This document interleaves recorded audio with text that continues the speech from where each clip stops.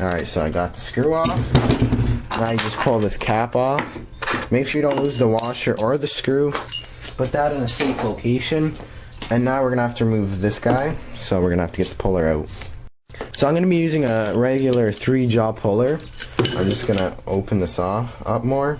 So once you got it all aligned with the flywheel, you got it all hooked up, you want to tighten that bolt down so it pulls the flywheel off, and there we go. It's going to pop off like that. And put your thing off to the side, your puller. Just pull your flywheel off like that. At a safe location. And now you want to take the keyway out with the thing.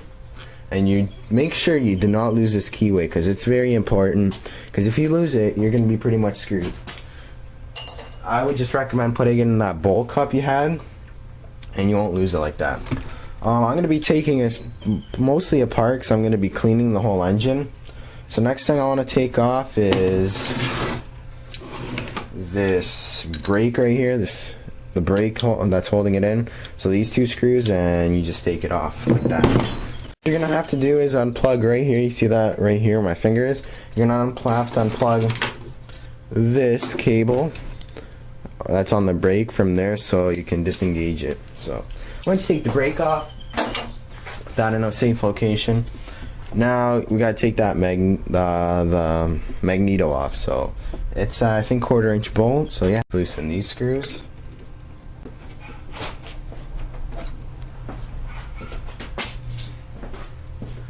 One sec. Just gonna put this on a screwdriver and tape. It's gonna take less time. And the best way to store your screws is just whenever you take it off, if you're doing a big project, just put it back on, because it can't get damaged. Then at the bottom, you're gonna have to disconnect it from your spark plug. It should come off, and just put your magneto off to the side. Just put the screws on simply like that, and you know you're not gonna lose them. Now what we're going to do is we're going to take off the cylinder head. Note for you guys, just to don't yell at me, just before time, there's no head gasket. I took it off when I went to go get parts. So just for you guys, so you guys don't think that I ran it without a head gasket. I did run it with a head gasket, but when I was preparing it for the rebuild, I had to get parts, so yeah. And also this is missing a couple of cylinder head bolts, but I'll find something out for that. So just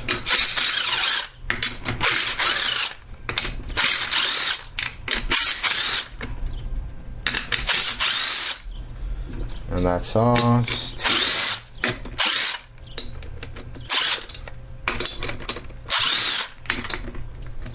And just hold the cylinder with your hand, the cylinder head with your hand, so it doesn't fall off.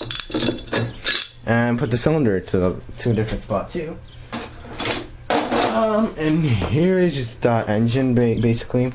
We got to clean all that material off, and I'll show you it in a bit better zoom.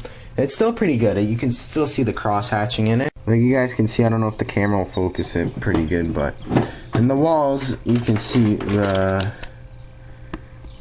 cross hatching still, and it's in pretty good condition. There is no scoring in it, but I just wanted to do this for educational purpose and because I'm losing compression for some reason, so I might as well.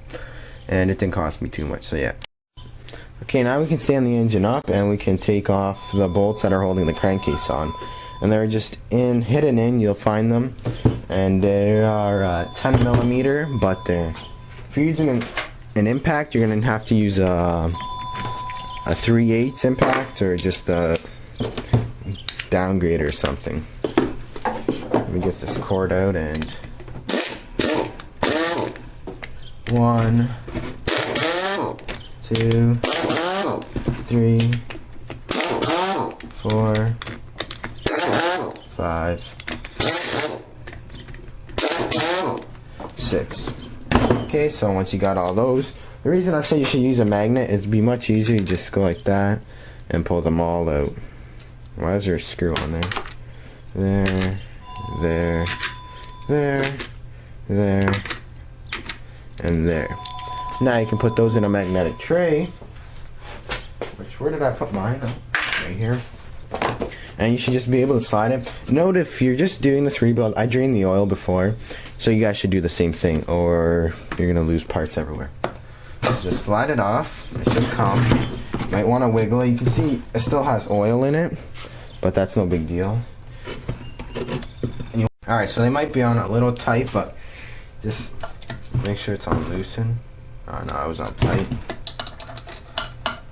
So just, you're gonna have to use a 1/4" ratchet because no other one will fit in. And it will take some time because it's a really tight space, so just, once you get it loose, the cap will fall out, like that. You don't want to lose the screws. Where did this one go? It's right under here. Now it's on the ground. I'm going to get that up and put it over there. Now to get the piston out, what you're going to have to do is get a wooden dowel or something. Or if you can just push it with your hand, but you can't. And you just want to push it up. Actually, yeah, you can get it with your hand. Now you want to push it your hardest.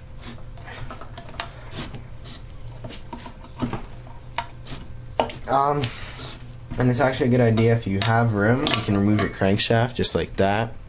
Just put that on the side, so now it's easier to get your piston up. And it should just pop right out. You got a bare block. And you just basically pretty much tore your whole engine apart. We just have to get the valves out, and then we're done. So yeah, let's get to the valves now. You want to put your piston and crankshaft off to the side. It's really important that you have a lot of rags, so it's easier. And that's probably a 10 mil or something around there. Just blast her off. Down. I'm sorry if my hand's in the way, guys. And we should have gotten her.